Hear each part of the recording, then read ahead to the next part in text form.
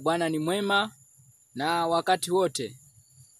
Basi wapenzi wasikilizaji na watazamaji wa The Final Warning TV, nipende kuwakaribisha tena katika tafakari yetu ya siku ya leo, siku ya pekee ambayo tena kwa neema za Kristo Bwana wetu na Mwokozi Yesu Kristo ametupatia nafasi ya kuweza kukutana na kutafakari neno lake katika siku hii, siku ya pekee kabisa. Basi ni shukrani za pekee na sifa na utukufu vimrudie yeye, kwa maana ameweza kutujalia hata nafasi ya kuweza kukutana na wewe msikilizaji unayenisikiliza na kunitazama kupitia The Final Warning TV.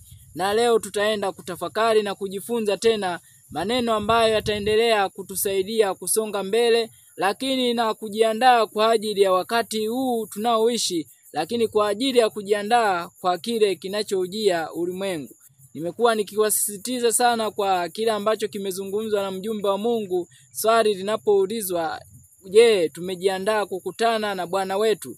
Na hilo ni jambo la pekee sana, kwa sababu tumeambiwa katika kitabu kile cha Pambano Kuu kurasa wake wa 286, na ninapozungumzia kitabu cha Pambano Kuu ni nakala hii ambayo ninaitumia, ama ile nyingine ambayo huwa ninawaonesha siku kadhaa, na kwa nakala hizo ambazo ninataja nukuu za Kiswahili. Katika kitabu kile cha Pambano Kuu kurasa wa 286, The Great Controversy, page 339, ukurasa wa 339, inasema utangazaji wa kuja kwa Kristo sasa inapaswa kuwa habari njema ya furaha kuu, kama ulivyofanywa na malaika kwa wachungaji wa Bethlehemu. Wale wanaompenda Mwokozi kabisa hawawezi kuacha kutangaza kwa furaha tangazo ambalo linapatikana katika neno la Mungu, kwamba yeye aliye kiini cha matumaini yao ya uzima wa milele anakuja tena, si kwa ajili ya kutukanwa, kudharauliwa na kukataliwa kama katika wakati wa kuja kwake mara ya kwanza, bali kwa mamlaka na utukufu kuwakomboa watu wake. Ni wale ambao hawampendi Mwokozi ndio ambao wanatamani abakie huko mbali, na hautakuwepo shahidi mwingine wa mwisho kuonesha kwamba makanisa yamejitenga kutoka kwa Mungu, zaidi ya hasira, chuki na uadui vinavyoamshwa na ujumbe uliotumwa kutoka mbinguni. Leo tutaenda kujadili somo lingine ambalo litaendelea kutuimarisha katika wakati huu, lakini litaendelea kutuandaa kusimama na Mwokozi wetu katika dhoruba inayokuja. Basi kabla ya kuona tunaenda kujadili kitu gani, tupige magoti kwa ajili ya ombi.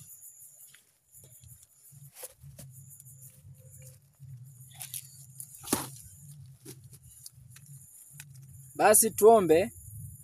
Baba yetu na Mungu wetu mwema, Baba mtakatifu, tunasema asante kwa nafasi uliotupatia ya siku ya leo kuweza kukutana na watoto wako, na siku ya leo tunaenda kujadili tena kwa pamoja. Tunaomba tukaisikie sauti yako.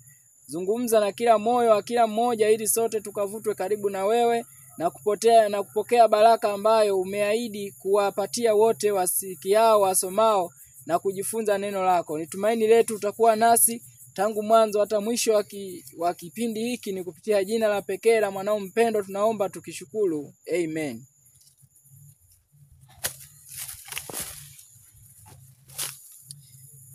Leo tutaenda kuwa na tafakari inayotuambia maandalizi kwa ajili ya dhoruba inayokuja. Maandalizi kwa ajili ya dhoruba inayokuja. Ni dhoruba gani ambayo inaujia ulimwengu huu?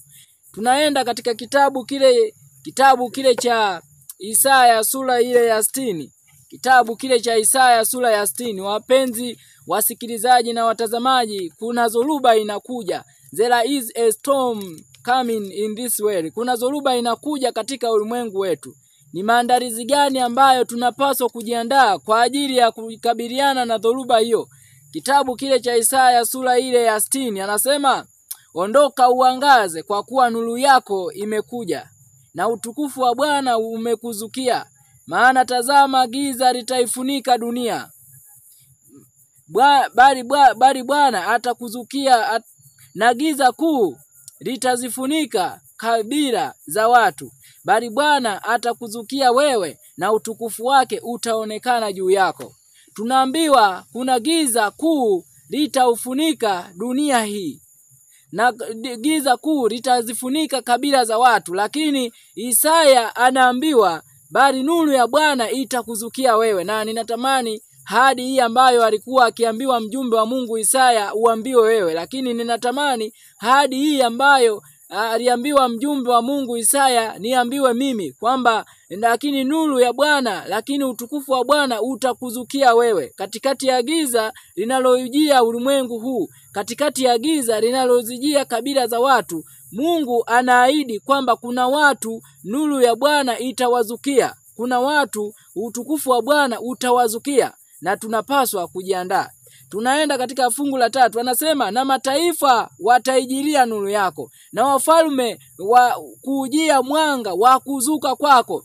Kwa hiyo huyu ambaye atazukiwa na nuru katika kipindi hicho, mataifa watakuja kuangalia hiyo nuru. Lakini na wafalme wa dunia, maraisi, viongozi, majemedari, wa mawaziri, wabunge watakuja kuangalia nuru ambayo imezuka kwa watu wa Mungu katika siku za giza, kwa watu wa Mungu katika siku ambazo tuna katika zoruba inayokuja. Natamani nikurejeshe katika kipindi kile cha Danieli. Kipindi kile cha Danieli, Meshaki, Abednego, Shadraka kule Babeli. Baada ya kukabiliana na dhoruba iliyokuwa mbele yao, nini kiliwajia pale? Unapoenda kusoma katika kipindi cha kitabu kile cha Danieli, natamani tufike hapo ili uone kile ambacho Mungu anakizungumza ni thabiti na hakika. Kitabu cha Danieli, Danieli sura yake ya 3. Tuende katika Danieli sura yake ya 3. Sura yake ya 3 Danieli, na tukasome katika aya ile ya 24. Sikiliza. Ndipo Nebukadreza akastaajabu, akainuka kwa haraka, akanena akawaambia mawaziri wake, je, hatukutupa watu 3 hali wamefungwa katikati ya moto? Kina Shadraki, dhoruba iliyokuwa mbele yao ilikuwa ni kutupwa katika tanuru la moto. Mimi na wewe tuna dhoruba gani mbele yetu? Sikiliza. Anasema fungu la 4, wakajibu akamwambia mfalme, kweli mfalme. Wakasema, mfalme, sisi tumetupa watu 3. Lakini 25 anasema akajibu akasema, tazama, mimi naona watu 4, nao wamefunguliwa, wanatembea katikati ya moto, hali hawana dhara, na sura yake yule wa 4 ni mfano wa mwana wa miungu. Kwa hiyo Nebukadreza baada ya kuona Shadraka, Meshaki na Abednego wamestahimili dhoruba ile, nani alikuja kuangalia nuru iliyowazukia katikati ya giza kule Babeli la kutokujua kinachoujia ulimwengu? Na hata baada ya kujulishwa na wale waliojua waliamua kuwatesa, lakini baada ya kustahimili ile dhoruba, nini kilikuja?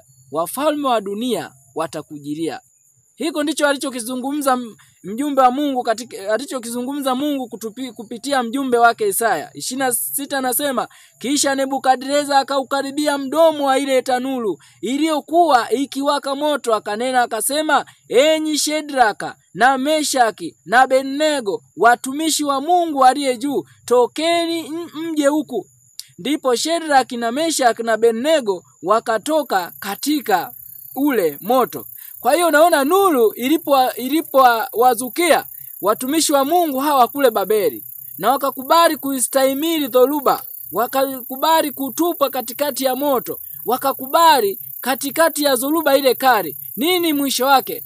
Wafalme wa dunia, mfalme Nebukadreza, maamiri. Na ukiendelea kusoma hapo, sina muda wetu haututoshi ningesoma pote. Ukiendelea kusoma hapo utaona amri ilitolewa kuanzia wakati ule, asiwepo mtu atakayemwabudu Mungu mwingine isipokuwa yule wa kina Shadraka, Meshaki na Abednego.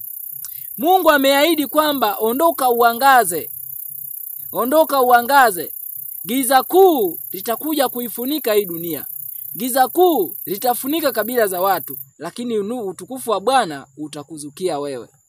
Ni nani huyu anapewa ahadi hiyo? Ni mtu yeyote aliye tayari kuipokea hiyo ahadi. Katika kitabu kile cha Signs of the Times, Februari 18, Aprili 4, 1900, inasema ahadi zimetolewa kwa kila mtu aliye tayari kuzipokea. Kwa hiyo mimi na wewe tukiwa tayari tumeahidiwa hicho. Tusome katika kitabu kile cha Adventist Home. Adventist Home. Twende katika kitabu kile cha Adventist Home tukaangalie kile mjumbe wa Mungu anasema kuhusiana na dhoruba inayokuja. Lakini kabla hatujaenda Adventist Home, tuanze kusoma katika kitabu kile cha Acts of Apostles. Tutaenda kote huko Adventist Home tutaenda. Natamani tuanze Acts of Apostles. Kitu gani ambacho tunaambiwa tujiandae kwacho kwa ajili ya kile kinachoujia ulimwengu? Kuna dhoruba inaujia ulimwengu huu. Kuna hatari inaujia ulimwengu huu na tunapaswa kujiandaa kwa ajili ya hiyo. Tutaenda kuona vizuri. Anasema ukurasa ule wa 431 aya ya pili na ni sura ya 40. Nitasoma kwa Kiingereza lakini nitatafsiri. Anasema God desires his people to prepare for the soon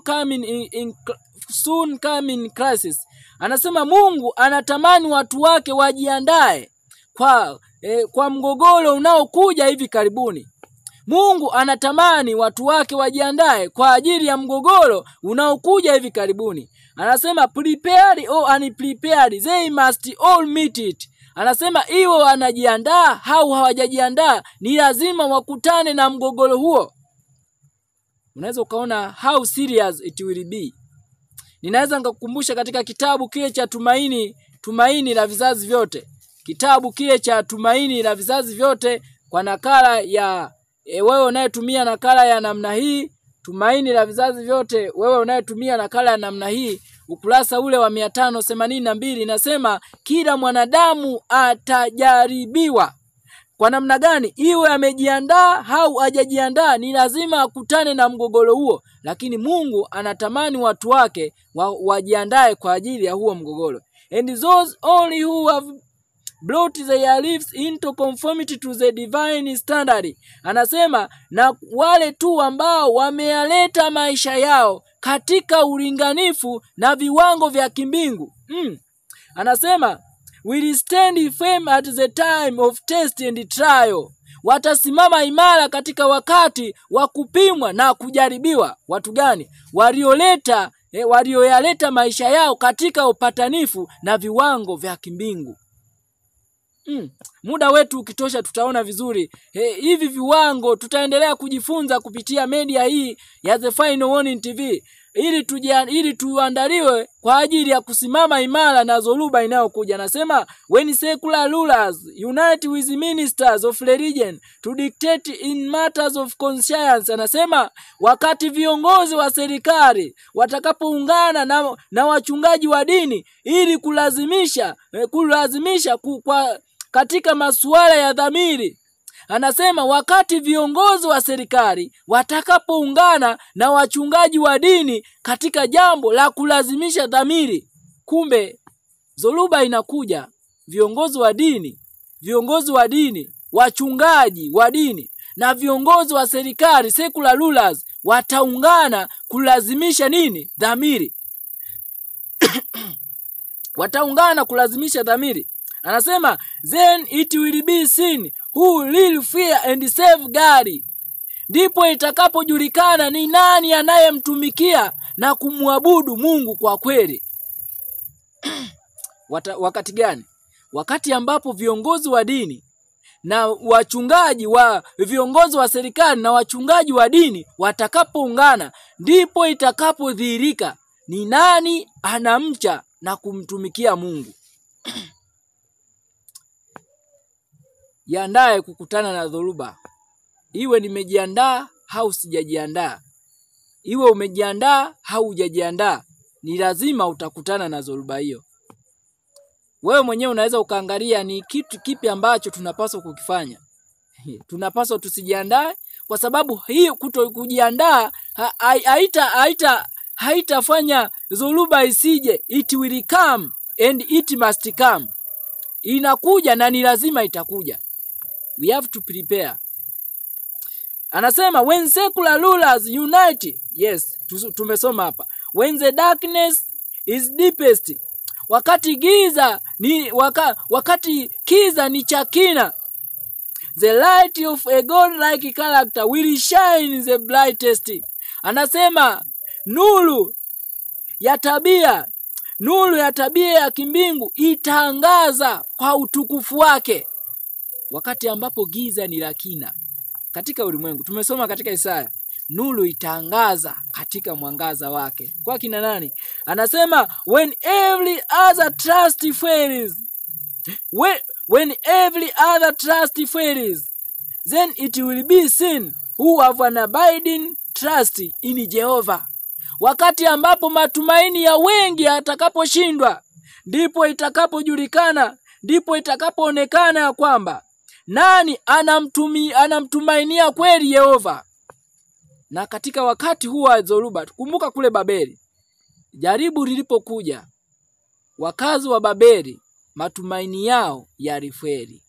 Wale Waebrania ambao walitolewa kule utumwani, walio wengi matumaini yao yalifeli. Lakini kuna vijana watatu ambao walisimama imara kuendelea kuweka tumaini lao kwa Yehova, ambao walikuwa tayari kusema, Mfalme Nebukadreza, hatutasujudu sanamu yako uliyosimamisha, ikiwa tutaungua ndani ya moto au hatutaungua.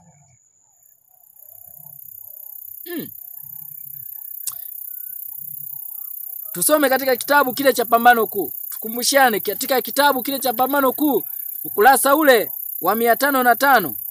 wa 505, kitabu cha Pambano Kuu, ukurasa wa 505, na aya yake ile aya yake ya pili. Haya ndio matumaini ya pekee kwa watu wa Mungu katika siku hizi za mwisho. Kama unatamani kusimama kama Shadraka, Meshaki na Abednego, kama Danieli, hizi ndio lulu za thamani za kuziweka katika akili sasa hivi, zitakazotusaidia kusimama katika wakati huo wa dhoruba. Anasema kwa kadiri upinzani unapoinuka kufikia kiwango cha ukatili wa juu kabisa, watumishi wa Mungu wanaingia na wasiwasi tena, maana huonekana kwao kwamba wamejiletea nini? Hatari. Lakini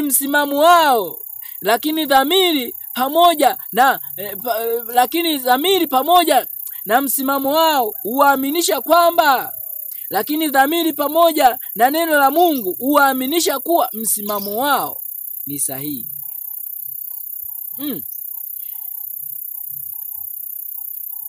Na ingawa majaribu yanaendelea, wanaimarishwa kuyastahimili. Shindano linakaribia zaidi na kuwa kali mno, lakini imani na tumaini lao huongezeka kulingana na dharura.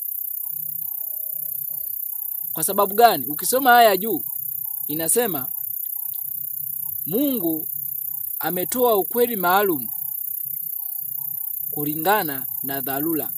Haya ya juu tu utasoma. Hii ni sura ile ya kwa sababu nukuu nyingi sitazionyesha, ni sura ile ya 38. Pambano Kuu sura ya 38. The Great Controversy chapter 38. The Final Warning. Usishangae ndilo jina la channel yetu, media hii ya The Final Warning. Anasema lakini dhamiri pamoja na neno la Mungu huaminisha kwamba msimamo wao ni sahihi. Ingawa upinzani unaendelea, kwa kadiri pambano linavyozidi kusonga mbele, napenda niwaambie wapenzi wasikilizaji na watazamaji, upinzani utazidi kuwa mkubwa mno kwa wale ambao watasimama kuitetea kweli. Kumbuka kwenye sura iliyopita ya kitabu cha Pambano Kuu, inasema katika aya yake ya pili ya sura hiyo, inasema wale ambao watafanya bidii kutii amri zote za Mungu watapingwa na kudhihakiwa. Kwa kadiri tunavyoenda mbele, upinzani utazidi kuwa mkubwa mno. Sikia, anaendelea kusema, shindano linakaribia na kuwa kali mno, lakini imani na tumaini lao huongezeka kulingana na dharura. Ushuhuda wao ni kwamba, sikia ushuhuda watu wa Mungu katika wakati huo. Anasema hatusubutu kugeuza, kuvuruga na kuchezea neno la Mungu, kuigawa sheria takatifu, kuita sehemu moja ya sheria kuu ya muhimu na sehemu nyingine kuwa ya upuuzi sio na maana kwa ajili ya kupata fadhila za ulimwengu. Ushuhuda wa watu wa Mungu katika wakati huu wa pekee. Hatusubutu kugeuza, kuvuruga, kuchezea neno la Mungu. Kuita sehemu moja ya sheria ya muhimu na nyingine ya upuuzi sio na maana kwa ajili ya kupata fadhila za ulimwengu. Na unajua zili tunavyoenda mbele, watu wanaoshika amri zote za Mungu watazuiwa kupata fadhila za ulimwengu. Every earthly support will be cut off. Kila msaada wa kujikimu wa kidunia utakatwa. Kila mfereji unaoleta mahitaji ya kidunia kwa watu wa Mungu kwa kadiri tunavyosonga mbele utakatwa. Mfereji wa kuleta hospitali utakatwa. Mfereji wa elimu elimu ya Babeli utakatwa. Mfereji mfereji wa kupata huduma za kijamii, kuuza na kununua utakatwa. Mfereji wa kutumia pesa utakatwa. Every earthly support will be cut off. Kila msaada, kila mfereji unaoleta mahitaji ya kidunia utakatwa kwa watu wa Mungu kwa ajili ya wakati unaoenda. Je, tumejiandaa kukutana na dhoruba hivyo? Whether we are prepared or unprepared, we must meet it. Iwe tumejiandaa au hatujajiandaa, ni lazima tukabiliane na hiyo dhoruba. Lakini swali, mbona kina Danieli walisimama? Nini kiliwafanya Danieli? Nini kilimfanya Shadrach? Nini kilimfanya Abednego? Nini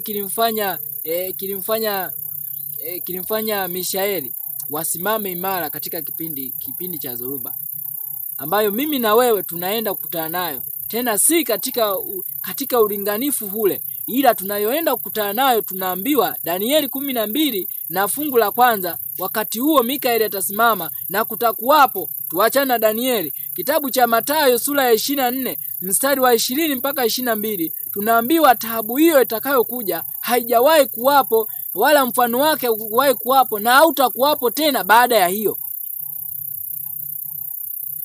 Na kama hii ndiyo ambayo itakuwa ni halisi, sisi tutasimama kwa namna gani? Sikia, tuendelee kusoma.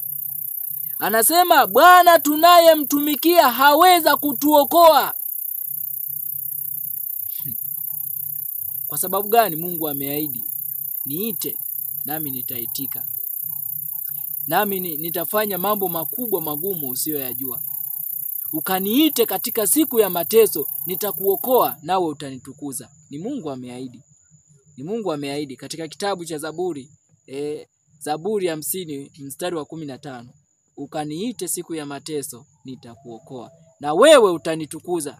Hiyo ni ahadi ya Mungu. Anasema Kristo ameshinda mamlaka za kidunia, na kwa hiyo sisi nasi tutauogopaje ulimwengu uliokwisha shindwa? Yesu anawatia moyo wanafunzi wake, anawaambia, hayo nimewaambieni ili muwe na amani ndani yangu. Ulimwenguni mnao dhiki, lakini jipeni moyo. I have overcome the world. Mimi nimeushinda ulimwengu, katika kitabu cha Yohana 16 na mstari ule wa 33. Na huku ushuhuda watu wa Mungu anasema Kristo amezishinda mamlaka zote za kidunia. Kwa hiyo sisi nasi tutauogopaje ulimwengu uliokwisha shindwa?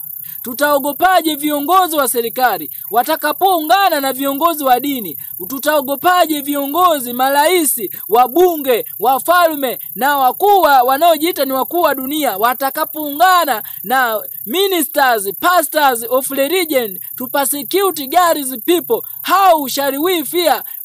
Wakati tutaogopaje wakati ambapo tunajua Kristo amezishinda mamlaka zote za kidunia? Na sisi nasi tutauogopaje ulimwengu uliokwisha shindwa? Maandalizi kwa ajili ya dhoruba inayojia ulimwengu. Anasema and while the enemies of truth are on every side, na ingawa maadui wa ukweli wapo katika kila upande. Ukienda katika mahospitali kuna maadui wa ukweli. Ukienda katika mashule kuna maadui wa ukweli. Ukija katika makanisa ndio na tunaambiwa kwamba ni ushahidi wa kuonesha kwamba makanisa yamejitenga kutoka kwa Mungu. Zaidi ni ukweli gani unadhihirisha? Chuki, uadui na hasira. Na vinaamshwa na nini? Huu ujumbe uliotumwa kutoka mbinguni. Lakini natamani nikuambie, chuki au hasira haitasaidia. Kwa kadiri unavyochukia na kutiwa hasira zidi ya ukweli, nini unadhihirisha ndani yako? Anasema kwa kadiri upinzani ulivyoinuka kufikia kiwango cha juu cha ukatili kabisa. Achana na hiyo. Kadiri pambano lilivyoenea katika nyanja tofauti tofauti, anasema wachungaji, makasisi na mapadri waliungana ili kuwatesa watu na kuzuia nuru isiwafikie waumini wao. Na anasema hivi katika kitabu cha Pambano Kuu, ukurasa ule wa 503, sura hiyo ya 38. Anasema nguvu iliyoambatana na ukweli iliwatia wazimu tu wale walioupinga. Ikiwa mtu anapinga ukweli, ni ushuhuda tosha ndani yake kuna wazimu. Anasema while the enemies of truth are on every side. Na ingawa maadui wa ukweli wapo kila upande. Watching the Lord is servant for evil. Wakiwatazamia watumishi wa Bwana kwa ubaya. Wanawavizia. Wengine hata wanatamani kuwaua. Na ndio wanaposhindwa wanaishia kutukana. Na mimi nataka niwatie moyo watumishi wa Mungu. Shujaa anayetupigania si mwanadamu. Aliye nyuma yetu si mwanadamu. Na ndio maana wengi wanatamani kuzima ujumbe huu utakaoleta uamsho wa kweli na matengenezo kwa watu wa Mungu. Hata sasa wanashindwa. Na nitakuonesha ikiwa muda wetu utatosha kile ambacho shetani anakifanya sasa hivi kwa ajili ya kuhakikisha kwamba watu hawajiandai kwa ajili ya dhoruba inayokuja. Kuwazuia watu wasipate nuru, kuwazuia watu wasifanye maandalizi muhimu yanayokuja. Shetani anatumia mtego wa ajabu kabisa. Lakini huu hautazuia hata mtoto mmoja wa Mungu aliyedhamiria kweli kweli kuokolewa. Sikia, anasema God will watch over them for good. Lakini Mungu atawatazama kwa ajili ya wema. Wakati watu wanawatazama watu wa Mungu kwa ajili ya ubaya, wanawatazamia watu wa Mungu kwa njia ya mabaya, Mungu atawatazama kwa wema. Anasema he will be to them as the shadow of a great rock in a well land. Anasema atakuwa kwao kama kivuli cha mwamba mkubwa katika ardhi iliyochoka. Wakati watu wanawatazamia watu wa Mungu kwa ubaya, wakati watu wanawatazamia watumishi wa Mungu kwa ubaya, Mungu atawatazama kwa wema, naye atakuwa kwao kama kivuli cha mwamba mkubwa katika ardhi iliyochoka. Ardhi isiyokuwa na miti, ardhi ambayo ni jangwa. Tumejiandaa kukutana na dhoruba hiyo. Tumejiandaa kukutana na dhoruba hiyo. Twende katika kitabu kingine tukaone nini Bwana anatuambia katika wakati kama huu. Nini Bwana anatuambia kwa wakati kama huu ambapo dhoruba inakuja kwa kila mkazi wa dunia hii. Iwe tumejiandaa ama hatujajiandaa, ni lazima tujiandae kukabiliana na dhoruba hiyo. Twende katika kitabu kile cha Adventist Home. Twende katika kitabu kile cha Adventist Home. Tunaambiwa kitu gani kwa ajili ya kujiandaa na dhoruba hiyo inayokuja.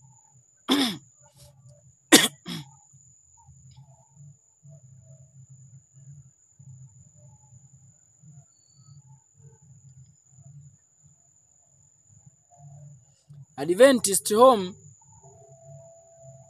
katika ukurasa ule wa 186 aya ya 2. Adventist Home 186 aya pili. Sikiliza mjumbe wa Mungu anavyosema. Prepare for the coming conflict. Jiandae kwa ajili ya mgogoro unaokuja. Satan is marshalling his hosts, and are we individually prepared for the fearful conflict that is just before us? Anasema shetani anayaandaa majeshi yake.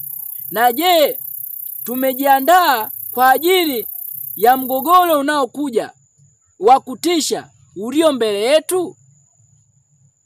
Shetani anaandaa majeshi yake. Lakini je, tumejiandaa kwa ajili ya mgogoro ulio mbele yetu? Anasema are we preparing our children for the great crisis? Je, tunawaandaa watoto wetu kwa ajili ya mgogoro unaokuja? Watoto tumewaandaa kweli kwa ajili ya kuikataa sheria ya mnyama, kutosujudia sanamu ya mnyama?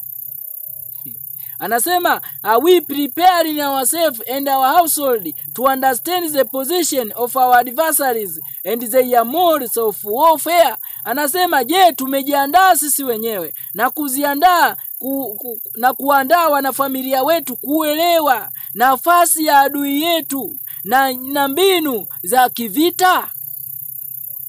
Wanafamilia, je, tumewaandaa? Baba, mama, mmejiandaa kukabiliana na dhoruba hiyo ambayo inakuja?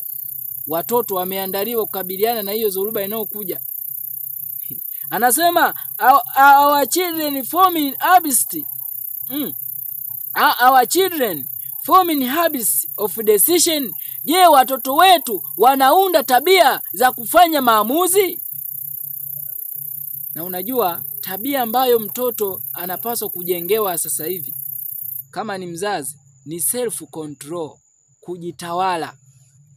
Uwezo wa kusema ndio kwa ndio na hapana kwa hapana.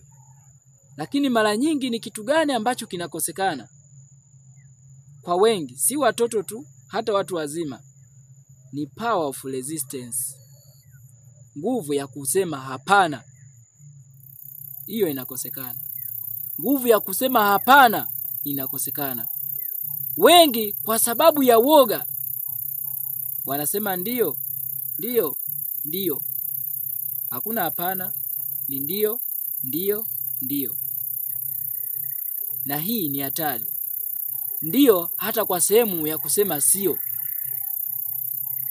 Na hiyo ni lazima tujenge sasa hivi, si kwa watoto tu, hata kwa watu wazima. Kwa sababu hebu tazamia Shadraki, Meshaki, Abednego, utawala mzima wa Babeli, ni wao wanasema hapana. Watu 4. Mtazame Mikaya. Kati ya manabii 400 wanamwambia mfalme kwea utashinda. Mikaya anasema unaenda kuuawa. Ni wewe mfalme, zamu hii unaenda kuuawa. The power of resistance. Self control, kujitawala, nguvu ya kupinga uongo. Haijalishi unapendwa na watu wangapi. Je, tuko katika nafasi ya kupinga uongo huo? Anasema our children forming habits of decision that they may be firm and unyielding in every matter of principle and duty. Je, watoto wetu wamejiandaa, wamekuwa na tabia wameunda tabia ya kufanya maamuzi kiasi kwamba watasimama imara katika kila kipengele cha kanuni na wajibu? Kusimamia kanuni ya ukweli hata kama mama anaikataa. Na wafundishe watoto kusimamia ukweli, na uwaambie kabisa hata kama mimi nitawafundisha uongo, ampaswi kukubali. Baba, lazima uwaambie watoto hata kama ni mimi nitawafundisha kinyume na Biblia, mnapaswa kusema hatuwezi kusikiliza huo uongo baba. Hiyo ndio kanuni ambayo ni lazima watoto wajengewe leo, ili wasikutegemee wewe, wamtumainie Mungu na neno lake. Ndipo ataweza kustahimili dhoruba inayokuja. Anasema I pray that we I pray that we all may understand the signs of the times. Ninaomba kwamba sisi sote tungeelewa dalili za nyakati. Dalili zinapita za nyakati. Mataifa wanaungana. Leo makanisa yanaungana, viongozi wa dini wanaungana, lakini bado hatuoni kwamba muungano wa makanisa, sanamu ya mnyama tayari inakwisha kujengwa kuenda katika ukamilifu wake, kuitia pumzi na mnyama anene kama joka kutangaza sheria ya Jumapili. Hatuoni signs of the times. Lakini mjumbe wa Mungu anasema ninaomba ili kwamba tuelewe dalili za nyakati, and that we may so prepare ourselves and our children in the time of conflict, ili kwamba tujiandae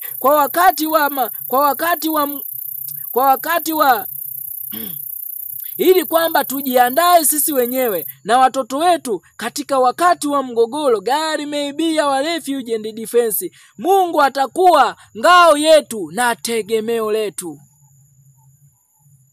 Ni lazima tuelewe dalili za nyakati kama zilivyofunuliwa katika neno lake. Kitabu cha Pambano Kuu. Kitabu kile cha Pambano Kuu, ukurasa ule wa 492, The Great Controversy, chapter 37. The Great Controversy, chapter 37, page 592. Kitabu cha Pambano Kuu, sura ile ya 37, ukurasa wa 492 kwa nakala hizi. Lakini wewe unayetumia nakala nyingine yoyote ambayo haijachakachuliwa, nimekuwa nikiwaambia tangu mwanzo, ukiwa na vitabu vya Pambano Kuu, Tumaini Kuu, hivyo vinastahili kuchomwa moto, maana si kitabu cha Mungu wala cha Nabii Ellen G. White, ni kitabu cha papa, maana vitu vingi vimeondolewa. Lakini kuna vitabu vya Pambano Kuu vina kurasa 372, sijui 300 na ngapi, hivyo havifai kuonekana katika meza zetu. Hilo tumekuwa tukizungumza nyakati tofauti. Narudia tu ili kukazia vitabu ambavyo tunatakiwa kusoma. Tumeambiwa katika Counsels for the Church, hatari nyingine ambayo tunapaswa kujihadhari nayo ni kusoma vitabu vilivyotungwa na makafiri. Ndio maana sikutii moyo ukasome lesoni leo. Sikutii moyo ukasome vitabu vya visa vya nchi za mbali leo. Sikutii moyo ukasome sijui vitabu vya utume na nini, wakati vitabu vya roho ya unabii, Pambano Kuu, The Desire of Ages huna na utamani kuwa navyo, na wachungaji hawana nguvu kuwaamsha, kuwaambia watu tununue vitabu. Nini wanachotia moyo? Lesson ya robo huyu umenunua, haingia akilini. Lesoni ambazo hazina ujumbe wa the present truth, ukweli wa leo, zina mada tu za ajabu ajabu ambazo si za wakati huu. Siwezi nikakutia moyo mimi kama mjumbe wa Mungu ukasome hivyo vitabu. Siwezi. Nitakwambia tafuta Pambano Kuu, tafuta Tumaini la Vizazi Vyote, tafuta Nuru kwa Kanisa. Hivyo ndio unaweza ukasoma na vikakusaidia kwa wakati ujao. Si lesoni, si vitabu vilivyotungwa na makafiri. Hivyo havifai. Pambano Kuu sura ya 37 anasema kabla ya kusulubiwa kwake Mwokozi aliwaeleza wanafunzi wake kwamba atauawa na kufufuka tena kutoka kaburini, na malaika walikuwepo kwa ajili ya kuyakaza maneno katika akili na ndani ya mioyo. Lakini wanafunzi walikuwa wakitafuta ukombozi wa muda kutoka kwenye mamlaka ya Warumi. Kwa hiyo hawakuweza kustahimili wazo kwamba yeye aliye kiini cha matumaini yao yote angeweza kukabiliwa na kifo cha aibu. Maneno ambayo walipaswa kuyakumbuka yaliondolewa kutoka katika akili zao, na wakati muda wa majaribu ulipokuja uliwakuta hawakujiandaa.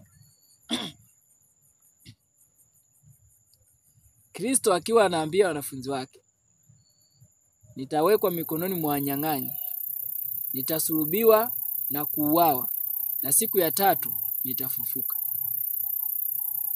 Lakini wao hawakutilia maanani wazo hilo, kwamba huyu anayetembea juu ya bahari, huyu anayeponya wagonjwa, huyu ambaye anakimbiwa na mapepo, huyu anayelisha watu 5,000 kwa vipande 7 vya mikate na samaki, leo auawe kwa kifo cha aibu. Haiwezekani. Wakasema haiwezekani. Anakisema kifo cha Kristo kiliharibu matumaini yao yote, kana kwamba hakuwa ametangulia kuwaonya. Kufa kwa Kristo kuliua matumaini ya wanafunzi. Ni kama vile hakuwaambia kuhusiana na hilo, lakini walikutwa hawakujiandaa. Sikia, anasema hali kadhalika mambo yanayokuja mbele yetu yamefunuliwa mbele yetu kwa wazi kabisa katika unabii, kama yalivyofunuliwa kwa wanafunzi kwa maneno ya Kristo. Mambo yanayokuja mbele yetu, Sunday law which is coming before us, sheria ya Jumapili ambayo inakuja mbele yetu. Kuto kuuza na kununua kunakokuja mbele yetu kumefunuliwa kwa wazi kama yalivyofunuliwa kwa wanafunzi kwa maneno ya Kristo. Ni nani leo hajui kwamba kuna sheria ya Jumapili inakuja? Ni wachache mno Waadventista wa Sabato ambao Bwana ametupatia nuru kubwa ya kweli hizi. Ni nani hajui kama kuna Sunday leo inakuja? Yamefunuliwa kwa wazi kabisa. Mambo ya kuuza na kununua kwa wazi kabisa. Na ndio maana leo shetani tumeambiwa kwenye Adventist Home anayapangilia majeshi yake. Kila taifa, kwenye somo lililopita tumeona digital ID kwenye Umoja wa Ulaya 2025. Mwezi wa 10 wanapanga kuidhinisha. Na hii ni katika harakati za kuufanya ulimwengu mzima kuwa watumwa kwa mfumo mmoja wa pesa, one world religion. Ili watu watumainie kile ambacho si tumaini la kweli kwao. Tunarudishwa wapi? Misri. Watu walimtegemea Farao kwa kila kitu. Kwa ajili ya chakula, kwa ajili ya nguo, kwa ajili ya kila kitu, Farao. Na hiko ndicho ambacho mamlaka ya Papa Farao wa leo anakifanya. Kupitia pembe zile 10. Kupitia zile ambazo zinaonekana kutawala ulimwengu, mataifa ya kidunia, lakini nani yuko nyuma? Mamlaka ya Papa.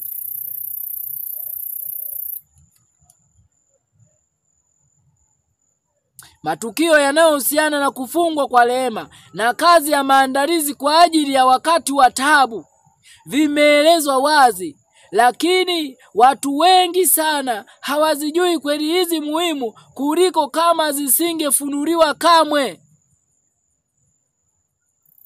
Mambo ambayo yanahusiana na kufungwa kwa mlango wa rehema, lakini mambo ambayo yanahusiana na wakati wa taabu vimefunuliwa wazi, lakini watu wengi hatuzijui kweli hizi muhimu.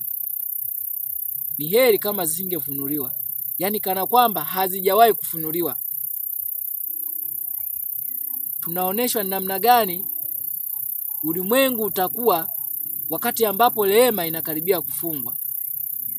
Watu watakuwa katika hali ya kupenda anasa bandia, kujipenda binafsi, kupenda kujionesha.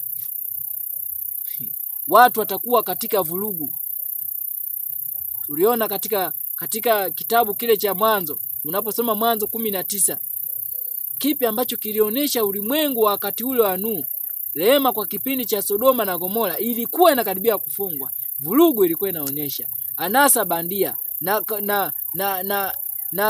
watu kufanya na ukisoma kwenye Pambano Kuu ukurasa 285, ni sura ya 18, mtengenezaji wa Amerika, ukurasa ule wa 285, lakini The Great Controversy ukurasa wa 237 inasema Kristo anasema kwamba kutaendelea kutokuamini kule kuhusiana na kuja kwake, kama ilivyokuwa kwa wakati wa siku gani za Nuhu.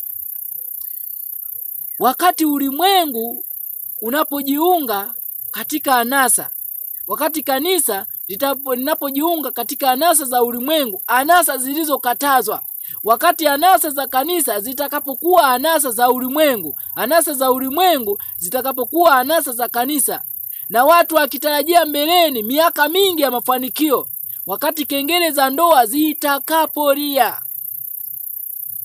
Leo kengele za ndoa zimelia hazilii.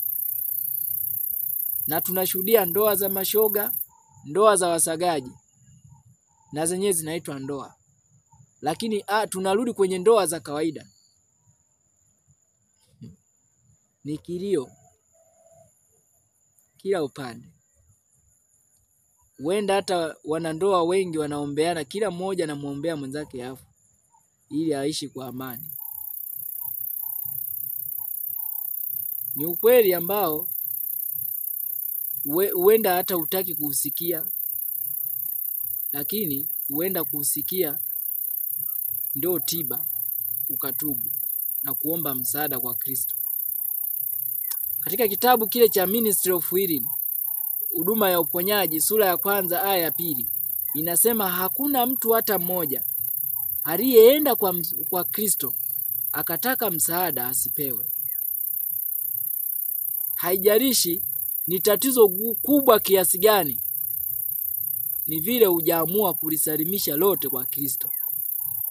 Hata kunyima msaada wakati kengele za ndoa zitakapolia, na watu wakitazamia mbeleni miaka mingi ya mafanikio, ndipo kwa ghafla, kama vile radi wakavyo kutoka mbinguni, nuru yao angavu na matumaini yao potofu vitafikia wapi? Mwisho. Mjumbe wa Mungu anatuambia Shetani anavizia kudaka kila wazo ambalo lingewafanya kuwa wenye busara kwa ajili ya kuokolewa. Na hivyo wakati wa taabu utawakuta hawako tayari. Kwa hiyo Shetani anavizia kudaka kila wazo ambalo lingekufanya wewe kuwa mwenye busara, lingenifanya mimi kuwa mwenye busara, na wakati wa taabu utawakuta wengi hawako tayari. Jiandaa kukabiliana na dhoruba inayokuja. Ni dhoruba gani hiyo inayojia ulimwengu? Ni dhoruba gani hiyo inayojia ulimwengu huu? Ni dhoruba gani? Twende katika kitabu kile cha Evangelism. Kitabu kile cha Evangelism. Dhoruba inakuja, mpenzi mtazamaji na msikilizaji. Sunday law is coming, is even at the door. Sheria ya Jumapili inakuja, iko mlangoni kabisa. Je, tumejiandaa kukabiliana na dhoruba hiyo? Tumejiandaa kusimama katika wakati huo? Iwe tumejiandaa au hatujiandaa, tumeambiwa we must meet with it. Ni lazima tutakutana nayo. Kwa hiyo kipi ni cha muhimu? Tunapaswa kujiandaa. Evangelism na ukurasa ule wa 198 aya 4. 198 aya 4 Evangelism. Anasema, do we believe that we are coming to the crisis that we are living in the very last scenes of the earth's history? Je, tunaamini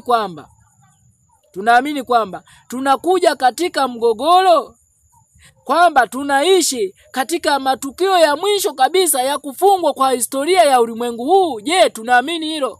Sikia, anasema, will we now awaken and do the work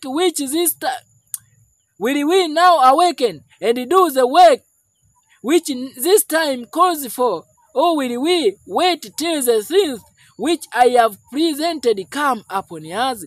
Je, tutaamka sasa na kufanya kazi ambayo tunaitwa kuifanya, au tunasubiri mpaka mambo yale ambayo yamewasilishwa kwetu yatakapotokea? Bwana tusaidie. Je, tutaamka leo kufanya kazi ambayo tunaitwa kuifanya? Ulimwengu upo gizani.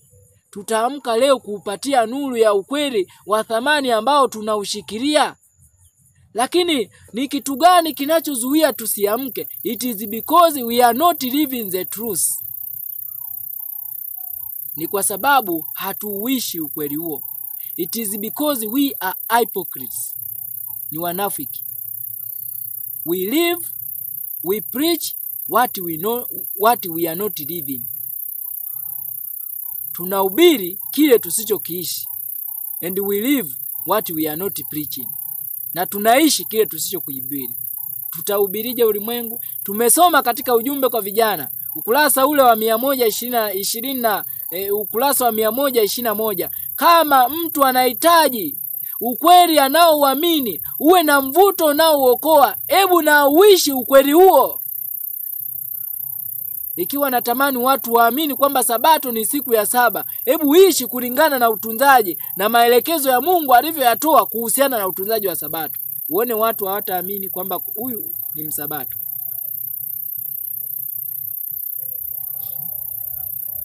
Lakini ikiwa siku ya Sabato ndio tunaanza kupiga stori za mpira. Leo Simba anacheza. Hivi unategemea ni nani ataamini? Siku za Sabato ndio tunaanza kupanga biashara zetu. Mzigo unanitumia lini? Ni unafiki huu. Majirani wanatutembelea siku za Sabato ndio wanatukuta tunaanza kupika wali. Na mchungaji unaenda kumtembelea mshiriki, unakuta wali unatoa moshi kabisa na unakula. Ulafi huu. Prophecies already made plain. Unabii tayari umewekwa wazi. The Lord wants all to understand his providential dealings now, just now, in the time in which we live. Anasema Bwana anahitaji wote waelewe jinsi anavyoshughulika sasa wakati huu, katika wakati tunaoishi. Anahitaji Mungu aone jinsi ambavyo anashughulikia mahitaji yetu sasa katika wakati huu, wakati tunaoishi. Anasema there must be no long discussion. Hakupaswi kuwa na mijadala mirefu. Leo masaa 3 tunajadili alafu hatufikii hitimisho. Ni upotevu wa muda. Kama ni heri ungeamua kupoteza muda, lala tu, kuliko kubishana masaa 4 alafu hakuna ulichokinani zaidi ya lugha za hasira na matusi. Na kila mtu anataka awe mshindi. Hii si roho ya Kristo, ni roho ya shetani. Masaa 5 mabishano kwenye magrupu yanaendelea. Na unadhani ni roho wa Mungu? Ni Mungu bahari, si Mungu wa mbinguni. Anasema present new series in regard to the prophecies which God has already made plain. Hakuhitajiki kuwa na mijadala mirefu sasa. Kuwasilisha nadharia mpya kulingana na unabii ambao Mungu alisha uweka wazi tayari. Nabii zote zimewekwa wazi. Leo mtu asije akadai kuleta nadharia mpya kwa unabii ambao Mungu alishaweka wazi. Now the great work from which the man should not be diverted is a consideration of our personal safety in the sight of God. Anasema sasa kazi kubwa ambayo akili haipaswi kuondoshwa ni kuzingatia usalama wetu wa pekee machoni pa Mungu. Kazi ambayo tunapaswa kuizingatia sasa, kazi ambayo tunapaswa kuishughulikia sasa, ni kuzingatia usalama wetu pekee. What will be our only safety in the sight of God? Nini kitakuwa usalama wetu pekee machoni pa Mungu? Kumbuka somo lililopita. Pambano kuu, vita kuu, usalama wetu pekee. Wewe ambaye hujaangalia, nenda kafuatilie. Nini usalama wetu pekee? Hayo ndio mambo ya kuzingatia. The storm is coming, relentless in its full. Anasema zoruba inakuja, zoruba inakuja ambayo haina huruma katika ghadhabu yake. Zoruba ambayo inakuja ni ya ukatili wa hali ya juu, haina huruma katika ghadhabu yake, haina huruma. Inakuja. Are we prepared to meet it? Je, tumejiandaa kukutana nayo? Are we one with Christ? As he one with the Father? Je, tu moja pamoja na Kristo kama Yesu mwenyewe alivyo mmoja pamoja na Baba yake? Yesu na Kristo, ukisoma katika kitabu cha Pambano Kuu, katika sura ile ya 29, sura ile ya 29, chanzo cha uovu, chimbuko la uovu, sura ya 29, inasema kwamba Kristo alikuwa mmoja pamoja na Baba katika nia, katika tabia na asili moja. Je, na sisi tuwa moja pamoja na Kristo katika nia na tabia? Do we have Christ like character? Je, tuna tabia kama ya Kristo? Tuwa moja pamoja na Kristo. Nataka niseme hivi, ni wale tu ambao watakuwa wamoja pamoja na Kristo katika nia moja, katika tabia moja, ndio watakao kuwa wamejiandaa kusimama katika dhoruba inayokuja mbele yetu. Haijalishi una mashamba mengi kiasi gani ya mashambani, haijalishi umetunza chakula kingi kiasi gani, haijalishi umenunua sola kubwa nyingi mno, haijalishi umeshanunua kila kitu na maji yako mwenyewe na kila kitu, lakini kama wewe hauna umoja pamoja na Kristo katika tabia, bado hujajiandaa kusimama na umejenga imani yako juu ya mchanga, ambapo katika kitabu cha Marko, katika kitabu cha Mathayo sura ya 7, twende katika kitabu cha Mathayo sura ya 7. Tufike hapo msikizaji, kitabu kile cha Mathayo sura ya 7. Mathayo sura ya 7. Mathayo sura ya 7. Usijenge tumaini lako juu ya kuwa na chakula kingi, juu ya kuwa na maji yako mwenyewe, juu ya kuwa na shamba kubwa la mashambani, mahali ambako kuna utulivu. Unaweza ukafanya hayo yote na bado usiokolewe. Mathayo sura ile ya 7 na mstari wa 24 anasema tuanze 24, anasema basi kila asikiaye hayo maneno yangu na kuyafanya atafananishwa na mtu mwenye akili aliyejenga nyumba yake juu ya mwamba. Mvua ikanyesha, mafuriko yakaja, pepo zikavuma, zikaipiga nyumba ile isianguke, kwa maana misingi yake imewekwa juu ya mwamba. Dhoruba inayokuja itapiga imani zetu, itatutikisa. Hatutaanguka ikiwa tu tutajenga nyumba zetu juu ya mwamba, ikiwa tu tutajenga imani zetu juu ya mwamba, ndipo ambapo tutaweza kustahimili tusianguke. Vinginevyo hakuna, tutaanguka tu. Utakimbia mjini, ndio. Utalima chakula chako, ndio, na maji yako, ndio, na umeme wako, ni kweli. Utafanya uinjilisti na kugawa vitabu, ni kweli. Utahubiri kama hivi, ni kweli. Lakini kama sina tabia kama ya Kristo, kama sina nia ya Kristo, sitasimama wakati huo. Je, Kristo anapotuangalia sisi, ni kweli anajiona mwenyewe? Ni kweli anauona upendo wake kwetu na kujikana nafsi kwake kwetu? Au anavyonitazama mimi ataona kiburi, anaona binafsi, anakutana na kutokuwa na huruma, ukatili? Alafu mimi ninasema niko mashambani na juiandaa kwenda mbinguni, wakati sina tabia ya jamii wanaoishi kule. Haiwezekani. Na kina Daniel, Shadraka na Abednego walisimama imara, na hata Daniel kwenye tundu la simba aliweza kustahimili kwa sababu alikuwa na tabia kama ya Kristo. Ndio maana wale watu ukiwa na muda utasoma kwenye kitabu cha Signs of the Times, dalili za nyakati, Signs of the Times, Aprili 4, 1900. Signs of the Times, Aprili 4, 1900, katika kipengele kinachosema changed into the same image, kubadilishwa sawasawa na sura na tabia yake.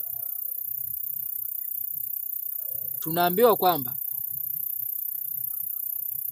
ni lazima tuwe na tabia kama ya Kristo anavyojiangalia katika kioo. Na hichi ndicho pekee kilichowasaidia Shadraka, Meshaki, Abednego waliweza kusimama. Walienda pamoja na Yesu ndani ya moto. Tumesoma kwenye Pambano Kuu. Wale watumishi wa Mungu tumaini lao lilikuwa ni nini?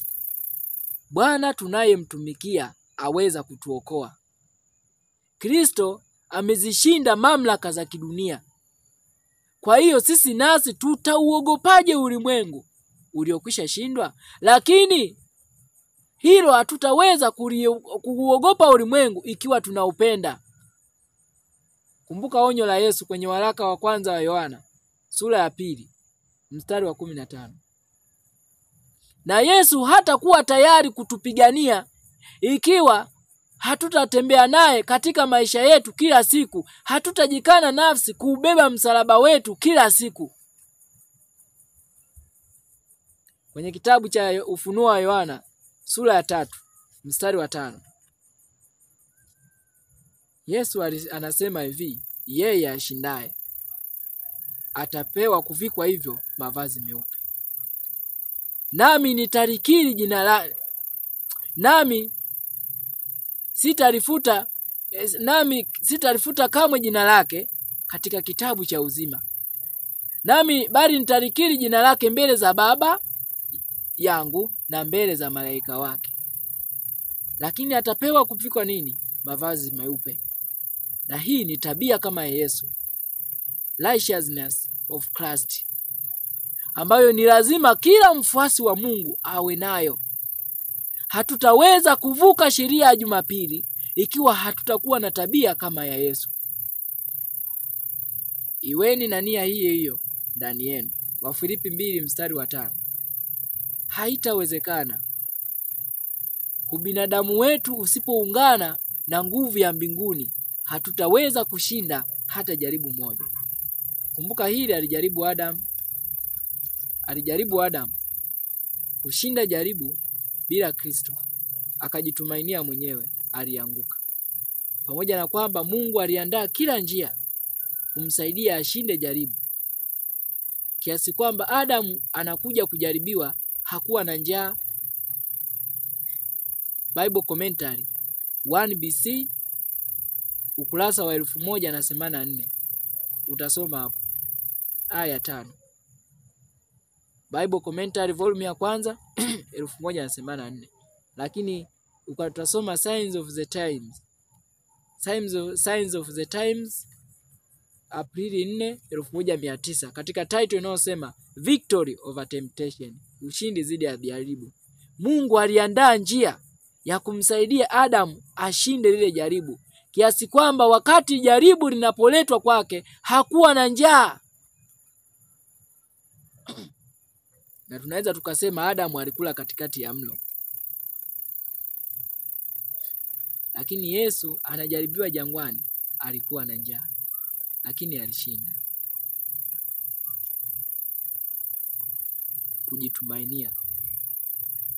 Kutumainia haki yetu wenyewe. Na huku ni kwa sababu hatupo tayari kujikana nafsi kuishi kama Kristo alivyoishi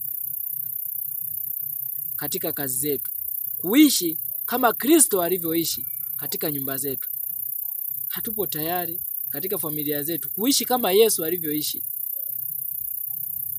Lakini swali la kujiuliza, ikiwa mimi ningekuwa Yesu, angeishije leo? Yesu angekuwa katika hii nafasi yangu, angeishije? Hilo ni swali la kujiuliza. Tuendelee kitabu cha Mathayo 7. Anasema,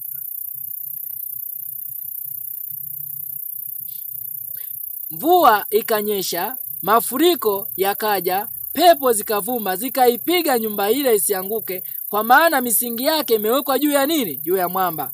Na kila asikiaye maneno yangu asiyafanye atafananishwa na mtu mpumbavu aliyejenga nyumba yake juu ya mchanga. Mvua ikanyesha, mafuriko yakaja, pepo zikavuma, zikaipiga nyumba ile, ikaanguka, nalo anguko lake likawa kubwa.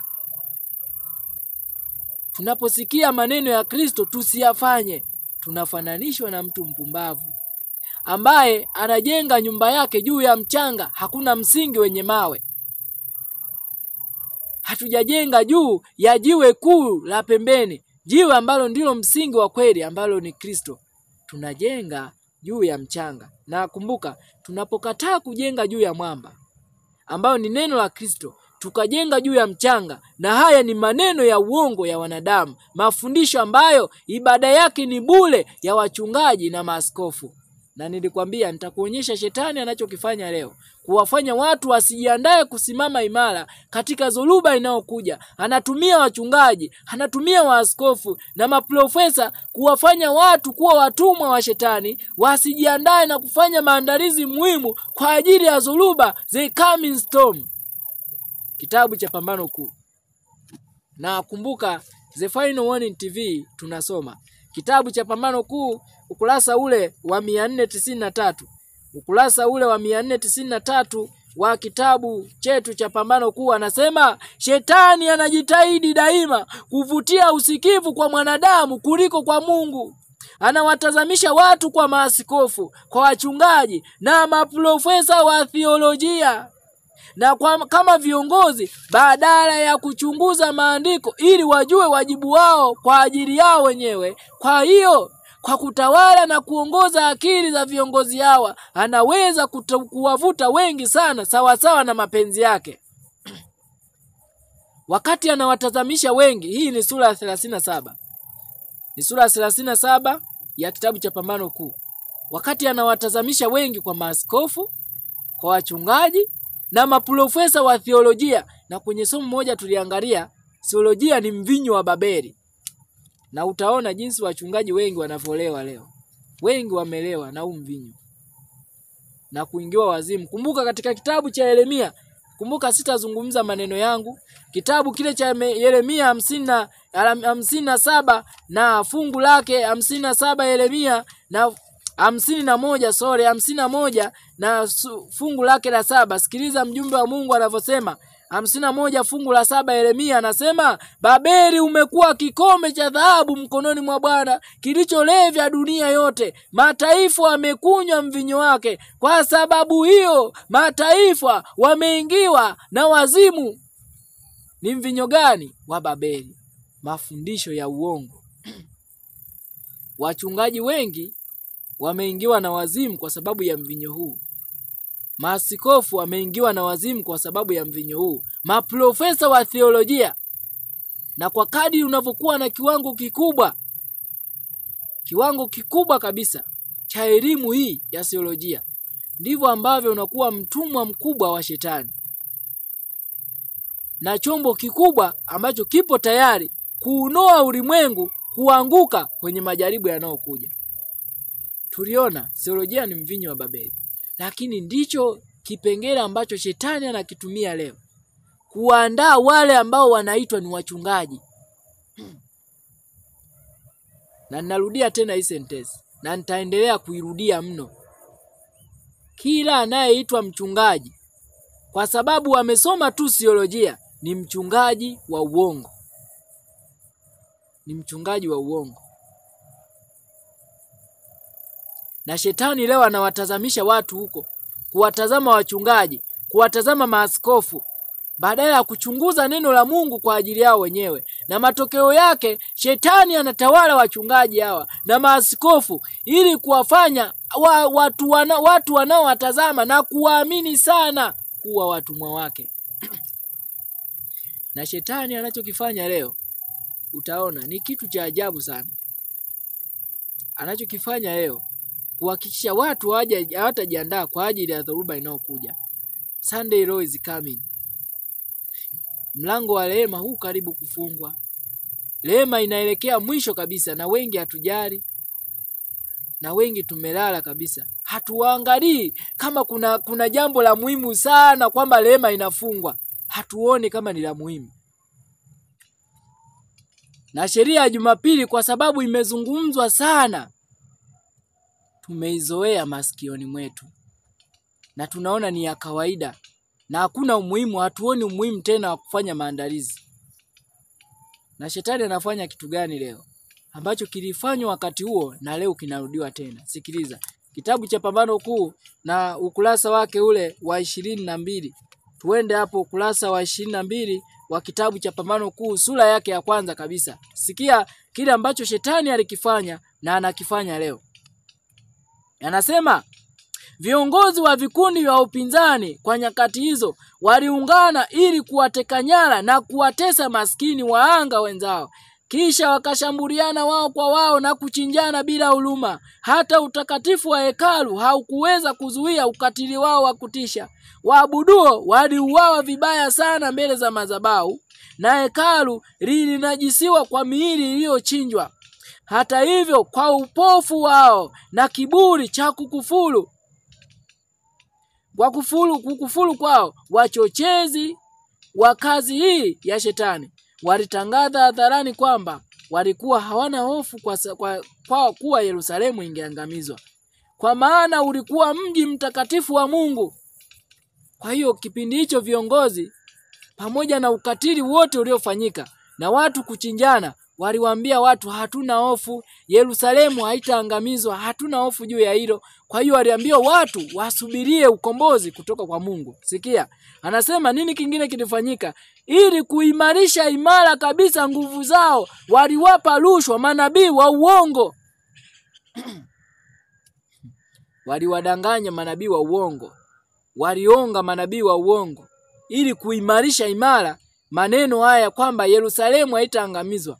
Subirieni wokovu kutoka kwa Mungu. Watu wataokolewa tu, hamna atakayeangamia. Mungu analipenda taifa lake la Wayahudi, analipenda kanisa lake. Na leo utaenda kuona uongo ule ule unarudiwa ndani ya kanisa la Waadventista wa Sabato, Israeli ya leo. Shetani anatumia mbinu ile ile. Viongozi wanatoa rushwa na kuwaonga manabii, wachungaji wa uongo ili kuimarisha uongo na kuambia watu dhoruba inakuja, lakini Mungu atatulinda.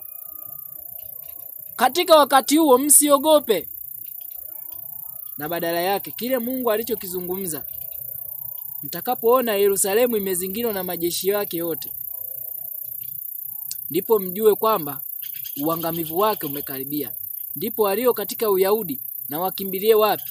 Milimani. Lakini manabii hao wa uongo wanasema hapana, hakuna ukimbilia milimani, muda bado.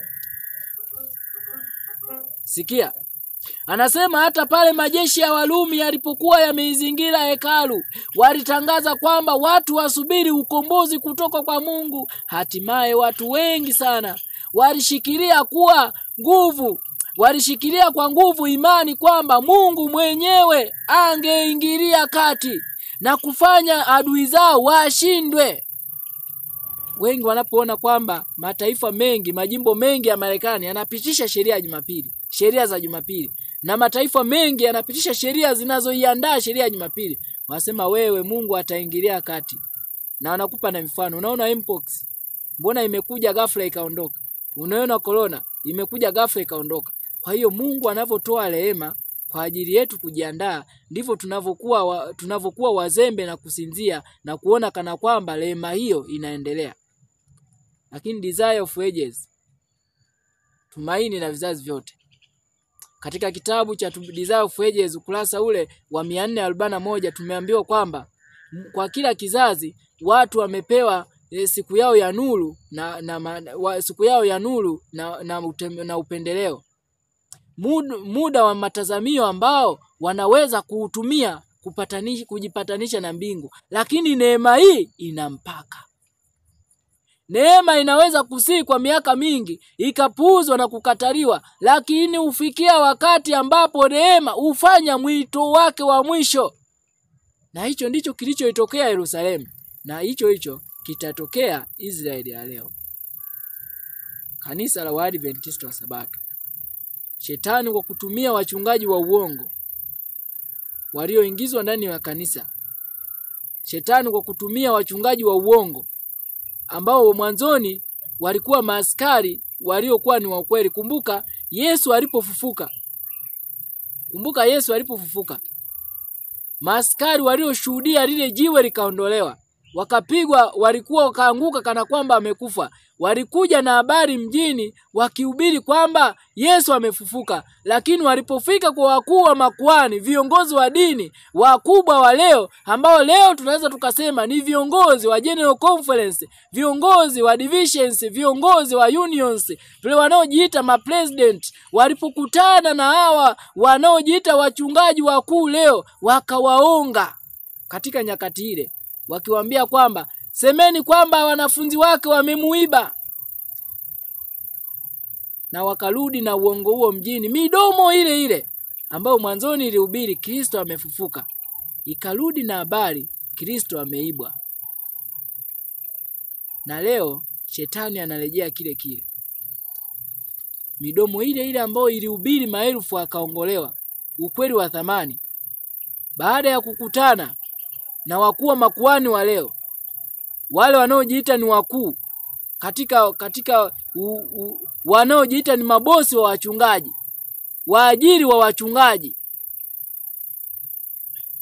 wanawaambia wachungaji hawa leo, semeni Kristo ameibwa. Waambieni watu sheria ya Jumapili tunajua inakuja, lakini hakuna haja ya kwenda mashambani. Waambieni watu kwamba elimu ya Babeli tunajua inaharibu ya akili, lakini hakuna haja ya kuacha chuo wala kuacha elimu hii ya uongo. Hivyo endeleeni kusoma vitabu vilivyotungwa na makafiri. Lakini tumeambiwa kwenye Counsels for the Church, hatari nyingine ambayo tunapaswa kujiepusha nayo ni kusoma vitabu vilivyotungwa na makafiri. Lakini wachungaji hawa wanasema hakuna haja kwenda mashambani, hakuna haja, endelea kusoma tu. Ingawa hakuna tumaini mbele yako, wewe soma tu.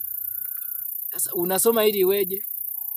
Yaani unajua kazi haipo, unapoteza muda, unasoma vitabu ambavyo vinaenda kuchafua akili yako, vitabu vya kikafiri, stories za kikafiri ambazo hazina maana, yani is nonsense, useless.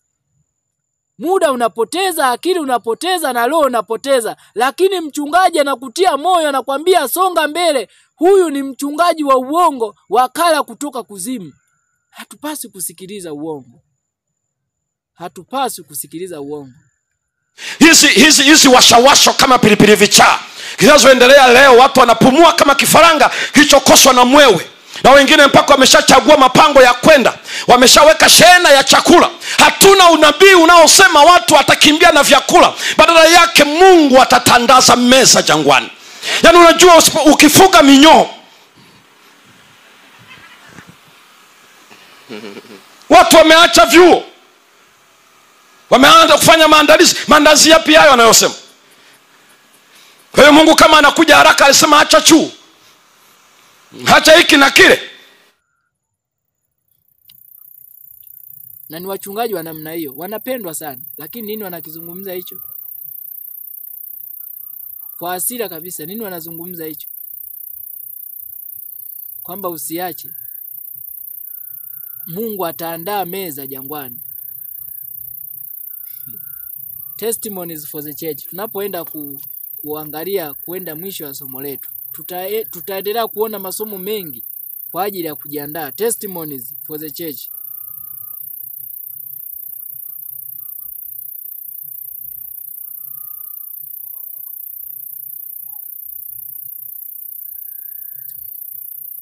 Testimonies tunaweza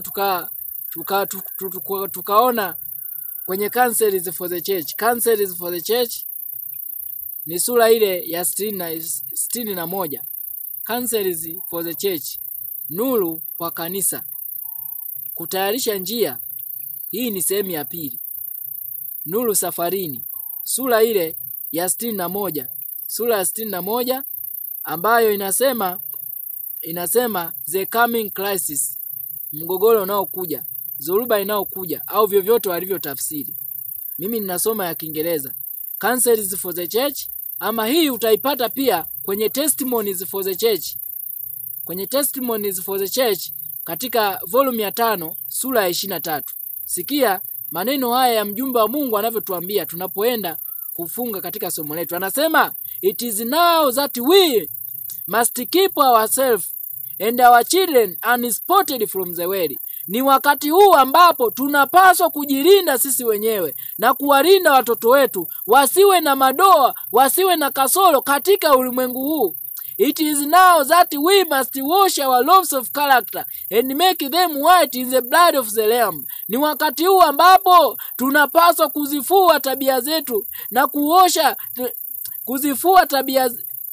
kufua mavazi ya tabia zetu na kuzifanya na kuyafanya yawe meupe katika damu ya mwanakondoo. It is now that we must overcome pride. Ni sasa ambapo tunapaswa kushinda kiburi, passion and spiritual slothfulness. Ni sasa ambapo tunapaswa kushinda kiburi, tamaa na unyong'onyevu wetu wa kiroho. Anasema, it is now that we must awake and make determined effort for symmetry of character. Ni sasa ambapo tunapaswa kuamka na kufanya jitihada za kweli kwa kasoro za tabia zetu. It is now. Tunapaswa kuamka na kufanya jitihada za dhati kwa ajili ya kuzishinda kasoro za tabia zetu. Today if ye hear his voice. Leo kama mkisikia sauti ya Mungu, kama mkisikia sauti yake, usifanye mgumu moyo wako. Msifanye migumu mioyo yenu. Anasema, now is a time to prepare. Sasa ni wakati wa kujiandaa. The seal of God will never be placed upon the forehead of impure man or woman. Muhuri wa Mungu hautawekwa katika kipaji cha uso wa mwanaume au mwanamke asiye na moyo safi. Anasema, it will never be placed upon the forehead of the ambitious, well-loving man or woman. Anasema, hautawekwa katika kipaji cha uso cha mwanaume au mwanamke mwenye tamaa na anayeupenda ulimwengu. Na tunajua ni wakati wa kutua muhuri wakati huu. Anasema, it will never be placed upon the forehead of men or women of false tongues or deceitful hearts. Anasema, hautawekwa katika kipaji cha uso cha mwanaume au mwanamke mwenye midomo ya uongo na mioyo ya udanganyifu. All who receive the seal must be without spot before God. Wote ambao watapokea muhuri wa Mungu ni lazima wawe pasipo doa mbele za Mungu. Anasema, candidates of heaven, watainiwa kwa ajili ya mbinguni. Go forward my brethren and sisters. Songa mbele dada yangu na ndugu yangu. Songa mbele si katika makosa, songa mbele katika imani. I can only write briefly upon these points at this time. Ninaweza kuandika kwa ufupi tu. Ninaweza kuzungumza kwa ufupi tu, kwa uchache tu juu ya vipengele hivi kwa wakati huu. Ndio wakati mwingine tutapata nafasi. Ninaweza kuzungumza kwa ufupi tu na kwa uchache juu ya vipengele hivi kwa wakati huu. May I call your attention to the necessities of preparation. Kwa ajili tu ya kuvuta usikivu wenu, kwa ajili tu ya kuvuta usikivu wangu, usikivu wako katika kazi ya kufanya matayarisho kwa ajili ya dhoruba inayokuja. Anasema, search the scriptures for yourself. Chunguza maandiko kwa ajili yako mwenyewe, usitegemee wachungaji hao ambao wanakuambia endelea kusoma vitabu vya makafiri, uharibu akili yako, usifanye matayarisho, usisikilize. You are losing your time. You are wasting your time there. Hao wanaokuambia kwamba Mungu ataandaa meza wakati ametuambia ni lazima tushirikiane naye. Unataka Mungu aje alime apande ndizi. Sikia. Anasema, that you may understand the fearful solemnity of the present hour. Ili kwamba uelewe wakati ili kwamba uelewe wakati tunaoishi ni wa kutisha. Chunguza maandiko kwa ajili yao wenyewe. Usitumainie wachungaji, usimtumainie askofu, usimtumainie mwinjilisti. Chunguza maandiko. Kuwa na muda wa kuomba, kuwa na muda wa kusoma Biblia, kuwa na muda wa kusoma vitabu vya roho ya unabii. Usiwe na muda kamwe wa kusoma lesoni.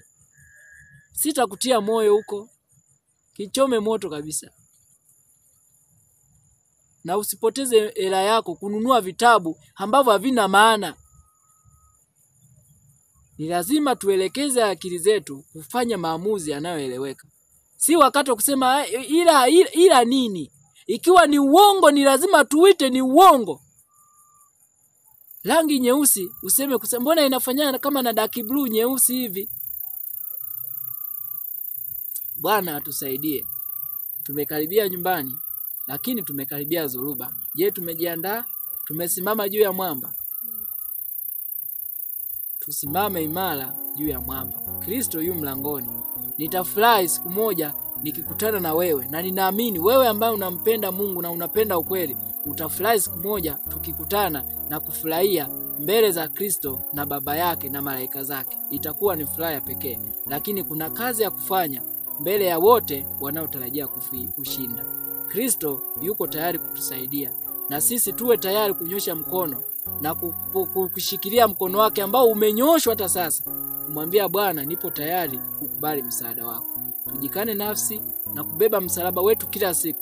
Kristo atatuongoza salama. Basi wakati mwingine tena tutakuwa na nafasi ya kujifunza masomo mengi katika channel hii ya The Final Warning TV kwa ajili ya kufanya maandalizi yanayohitajika na kwa ajili ya kujiandaa kwa kile kinachojia ulimwengu.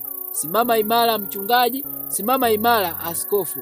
Haya haimaanishi ninachukia maaskofu ama ninachukia mchungaji, lakini ninapaswa kusimama katika zamu yangu kuzungumza ukweli kwa kadiri Mungu anavyojalia, ili kuwaita hata wachungaji kutubu na kuachana na uongo. Haijalishi umelipwa umeongwa hela kiasi gani, tupilia mbali hela zao wakati ambapo muda upo, ili kufanya maandalizi kwa ajili ya dhoruba inayokuja. Ninawapenda wachungaji, ninawapenda maaskofu, lakini sipendi uongo wanaohubiri mchungaji ama askofu wowote. Hapo sitasimama. Tusimame imara kwa ajili ya kweli yake kwa kadiri Mungu anavyotusaidia. Basi tunapoenda kufunga tupige magoti kwa ajili ya ombi.